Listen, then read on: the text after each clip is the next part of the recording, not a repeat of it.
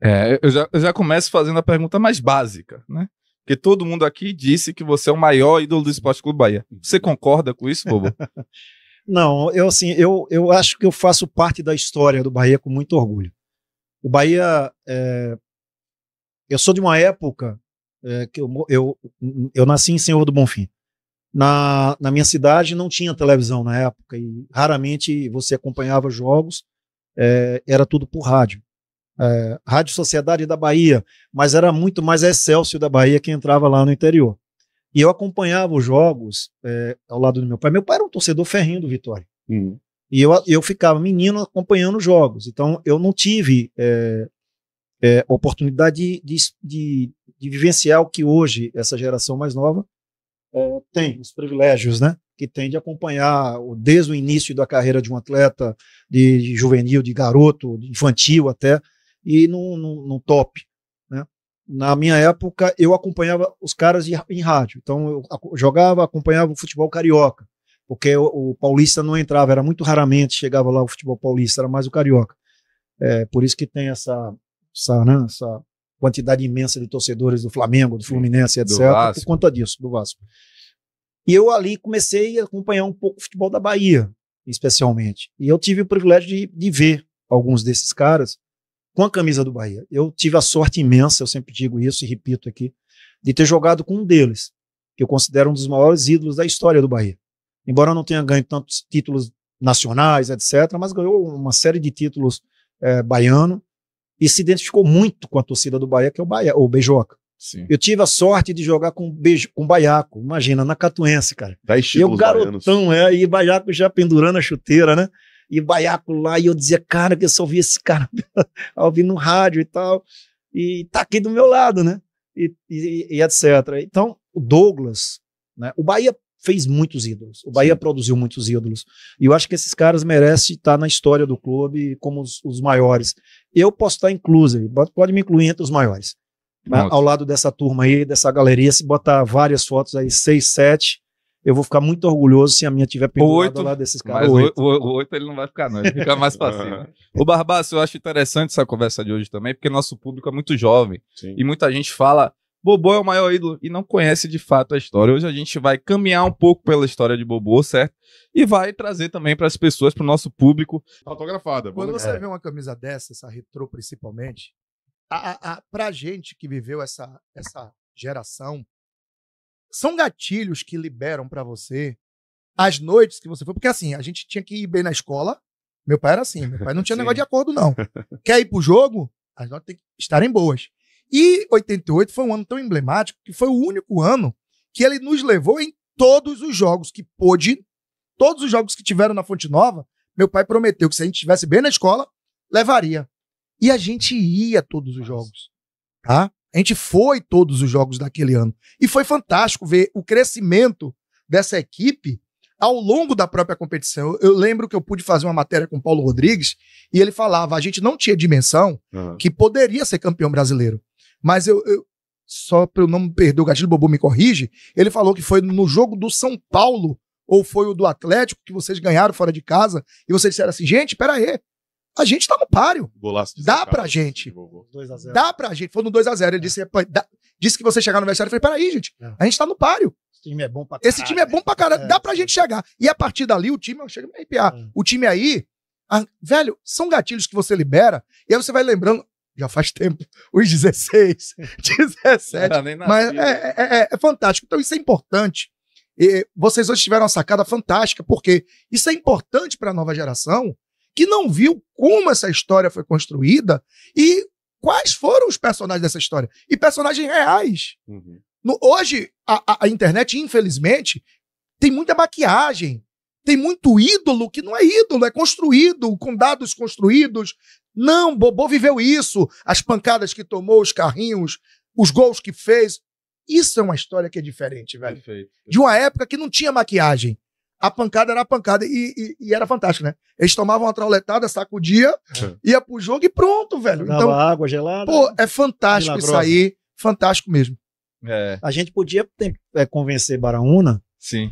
a doar, assim, presentear essa camisa dele, cara. Cara, essa aí é do Maracajá, porra. Pra quem não sabe a história, a gente tava na resenha off. Aí, quando o Barbaço me recepcionou, aí ele fez assim, eu disse, ó, você tem 3 chances. Ele, pô, veio a carada, eu digo, você tem 3 chances de adivinhar quem vestia assim. Ele aí falou 3 nomes, eu digo, pô, você errou. Ele começou com Binha. Foi, com Binha. Aí eu disse, eu tenho certeza. Não, eu roubei. Falei alemão também. A última ele até melhorou, que foi alemão. Mas assim, depois Lourinho. Eu digo, tá, tudo bem. Eu disse, ó, duvido. Bobô, quando veio, a primeira coisa que ele vai dizer. Quando o Bobô viu, eu disse, peraí, do Bahia, né? Maracajá. Então, outro ídolo, né? Outro ídolo, não tem como não ser. Grande Maracajá. Ó, o superchat aqui tá rolando legal, viu, Italaço? Mas é o seguinte, antes da gente fazer as perguntas do superchat de Talf Abreu, né, que tá online. Ô, Barbaço. Fala, bebê. Me diga aí, irmão. Semana de Bavi. Semana de Bavi. Você com... Nem parece que vai ter jogo amanhã. Realmente, mas a gente não vai... Sim. Mas quem joga amanhã? Não sabemos. Não sabe. Quem tem que ficar focado amanhã são os jogadores, né? A gente tá aqui a gente tá aqui pra resenhar. Semana de Bavi. E esse cara aqui também destruiu muito... Sim. O Esporte Clube Vitória, infelizmente, pra minha opinião. Mas é o seguinte, quando ele veio lá da Catuense, a gente pegou até uma matéria e tal, rolou um burburinho de que ele poderia ser contratado pelo Vitória. Isso realmente existiu, Bobo? Existiu sim. Eu, como comentei um pouquinho antes de começar, eu construí uma relação muito bacana com o Otto Alencar, hoje senador da República, né? Otto foi o médico que fez a primeira cirurgia no meu joelho. Eu tinha 18 para 19 anos, em um jogo aqui na Fonte Nova, Catuense contra o próprio Vitória. Ele era um médico, diretor médico do Vitória, e conselheiro e tal. O estádio estava vazio, foi um dia de sábado, e eu acabei rompendo os ligamentos, menisco, enfim, minha perna... Eu não sabia exatamente, porque eu era um cara que tinha vindo recente do interior, era amador, e tinha acabado de chegar na Catuense, eu tinha idade de juniores. E, enfim, tudo conspirou para que eu pudesse ser mais rápido, entrar no time da Catuense, etc. E nesse dia eu me lesionei. E no dia seguinte eu já estava numa mesa de cirurgia, ali na Somed e etc., na Pituba, e ele fez a cirurgia. E ele ficava todo o tempo tentando me convencer de que surgisse uma proposta entre Bahia e Vitória, eu teria que escolher o Vitória porque ele estava cuidando do meu joelho. Era uma pressão miserável, né? Bom, isso não deu certo. Mas porque Maracajá na época, eu não sabia. Ele não comentou nada comigo. Não... Antes de falar de Maracajá, teu pai não falava também, não? Meu pai queria que eu fosse pro Vitória de qualquer maneira, né? Meu pai dizia assim, olha, você tem que honrar a tradição da família, mas que tradição é essa? Você jogou aonde, pai? Você honra, então, o que o seu pai gosta, o prazer que seu pai tem, etc, etc. Eu amava meu pai, sim, mas eu acabei contrariando ele, porque veio a proposta, eu não sabia.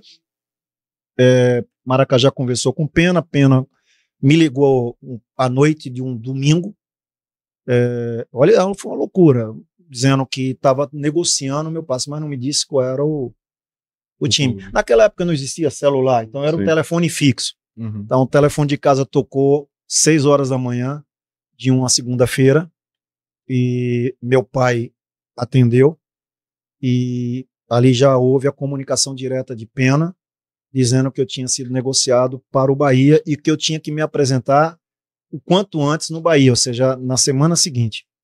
Aquilo, meu pai me acordou, cara, foi uma felicidade retada dentro de casa, porque eu não imaginava, honestamente, jogar no Bahia. Eu tinha feito um campeonato espetacular, tinha me recuperado, tinha ganho todos os prêmios, né, como revelação, melhor jogador da posição, etc. Mas muita coisa eu ia para o Fluminense do Rio, eu ia para um time da Europa, mas o Bahia pagou uma fortuna na época, foi a maior transação do Nordeste do Brasil, etc. Seu Antônio era torcedor do Bahia, não só vendeu a minha, não negociou só meu passe, botou o Zanata no meio, botou o Alci no meio, e na metade da temporada botou o Sandro também. Então, na realidade, ele sempre alimentou o Bahia com grandes jogadores. Sim. Você vê, logo depois ele veio o Luiz Henrique, o Van Dijk, o Naldinho, né? Então a galera dizia que o Antônio preparava os melhores jogadores dele e o Bahia trazia para cá. Então, para mim foi uma surpresa muito bacana. A minha apresentação na época foi aqui na antiga sede do Bahia. Sede de Na praia. Avenida 7, não, na Avenida 7. Na sede, assim. Na sede. Para mim era uma novidade, porque eu não estava acostumado com a mídia toda em cima, então tinha muita gente da mídia, televisão, etc. A gente tinha lá o costume de, quando a Catuense chegava na semifinal do Baiano, e ela sempre chegava, a mídia ia para lá fazer um treinozinho, etc., acompanhava, mas não da forma que foi. Bahia, porra, o Bahia era o Bahia, né? Sim. E eu cheguei com uma responsabilidade imensa de ser aquela contratação, um peso imenso, e para mim foi a melhor coisa que aconteceu, honestamente, porque foram os 3 melhores anos que eu tive, talvez até consertando um pouco da minha trajetória inicial. Uhum. Eu não tive base, eu não tive formação, não tive estrutura física, eu jogava amador, eu jogava no Bahia Jovem, no Cerro do Bonfim. Então eu cheguei para jogar num time já profissional, então eu peguei todos os problemas de um jogador sem uma musculatura pronta, né? Então eu lesionava com facilidade, eu estava sempre no departamento médico, e foi na Catuense que eu comecei a entender o que era ser profissional da bola, né? E isso para mim foi uma escola muito bacana. Os problemas que eu vivenciei, que eu experimentei, as lesões que eu tive lá, só me fortaleceu para quando eu cheguei aqui no Bahia, eu já cheguei com aquela ideia de assumir responsabilidade, né? Falei, porra, cara, eu cheguei aqui, eu não vou decepcionar ninguém da minha cidade. Eu pensava logo na galera de Bonfim, né? A galera me pedindo, não volte não, viu, que você não vai apanhar aqui e tal, fique por lá. E eu dizendo, não vou decepcionar essa galera não, né? E majoritariamente a torcida da minha cidade era Bahia, meus amigos eram Bahia, e a minha geração inteira era Bahia. Eu dizia, porra, eu vou jogar por esses caras aí. Então, para mim foi muito bacana ter vindo pro Bahia, né? Tanto que depois, bem na frente, o Vitória tentou novamente me trazer naquela segunda passagem pelo Bahia. 95, né? E foi uma confusão muito grande, porque eu não topei, não aceitei a proposta na época. E também eles voltaram a dizer um monte de coisa, jogaram um monte de coisa no dia do jogo. Foi o último jogo meu na Catuense para vir para o Bahia, foi num barradão o jogo e tal, uma confusão retada. Pois é. Mas também eles compreenderam, depois respeitaram isso. O Paulo, na época, o Paulo Carneiro até foi muito decente, desceu, disse, não, você tem razão, calma, ninguém vai mexer com você, etc. Então esses 3 iniciais anos no Bahia, 86, 87 e 88, foram anos maravilhosos, né? Mas tudo isso por conta de uma decisão do presidente da Catuense, tricolor de aço, em colocar, direcionar para o Bahia, e a coragem de Maracajá naquela época de contratar um menino, né? De contratar sem dinheiro para pagar, ficou devendo um monte de tempo a pena, mas acabou me trazendo junto com o Zanato e com o Alci. Na notícia aqui se oferecesse um buzu para Pena, talvez ele aceitasse também. Tem essa resenha, ele trocou um jogador por um ônibus. Ele trocou um volante, que eu joguei com esse volante, por sinal um grande jogador na Catuense inicial. Como ele tinha uma frota de ônibus, ônibus confortáveis, e o Botafogo não tinha um ônibus, o Botafogo daqui de Salvador, ele pegou e trocou, né? Esse volante por um ônibus. O cara não entendeu não, mas o clube saiu dizendo que foi uma boa, né? Brincadeira, velho. Roberto Nascimento. Roberto Nascimento. Eu acabei de pesquisar aqui, velho. Grande volante. Era um volante, ele jogou lá de Pirulito. Sim. Era um início, foi logo essa geração, o Beijoca era o centroavante desse time.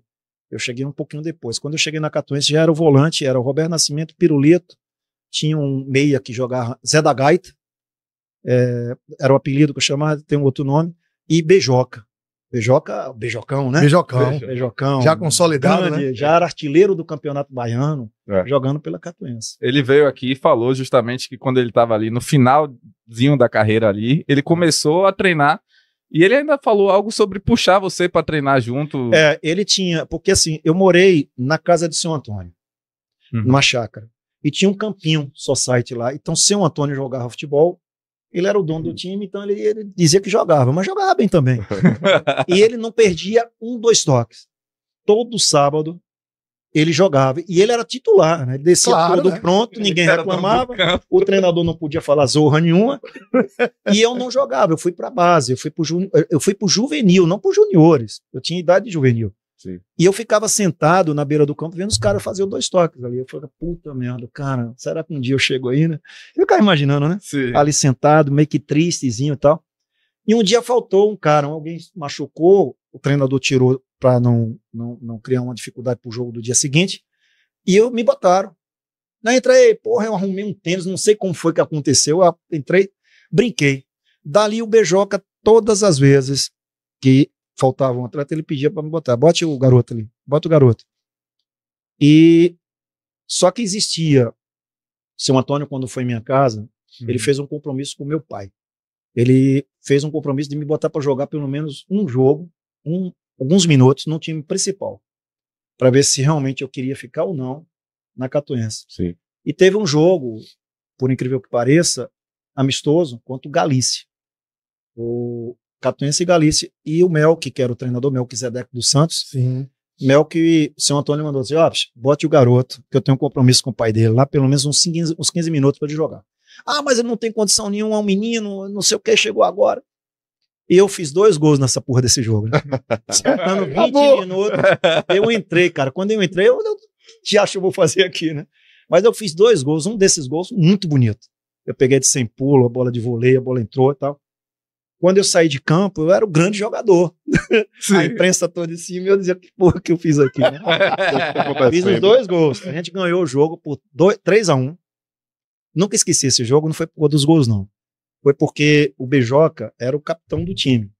E o Beijoca e o goleiro do Galícia era um grande goleiro na época aqui do futebol da Bahia.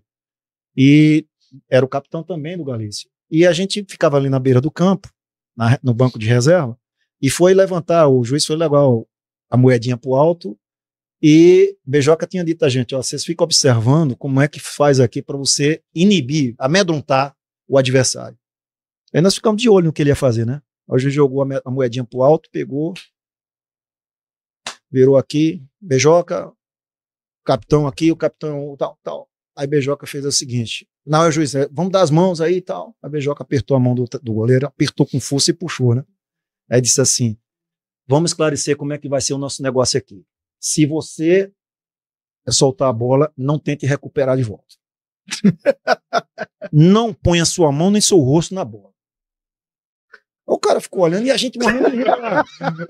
Aí o juiz, não, tô lhe avisando, tá? Porque se a bola quicar, você espalmar, a bola é minha, não caia. Eu lhe arrebento. Ponto. Não é que ele arrebentou o cara. Ele tirou o cara com 15 minutos, bicho, juro. O Zanata bateu uma falta, ele soltou, rebateu, só que ele esqueceu do combinado. Ele foi de volta, pô, cara, o Beijoca juntou o cara. Ou juntou, tirou o homem de maca. Sai o goleiro de maca e entrou reserva. E o Beijoca acompanhando. Eu lhe falei! Eu lhe falei! Pai, velho. Acho que facilitou minha vida, porque já fiz os gols num goleiro reserva. Mas é verdade. O Beijoca te ajudou desde o início, literalmente, né? Fala, galera, você acabou de assistir um corte do canal Zona Mista. Estamos ao vivo toda terça-feira às 20 horas no YouTube e você acompanha tudo, inclusive o próximo convidado no Insta do Zona.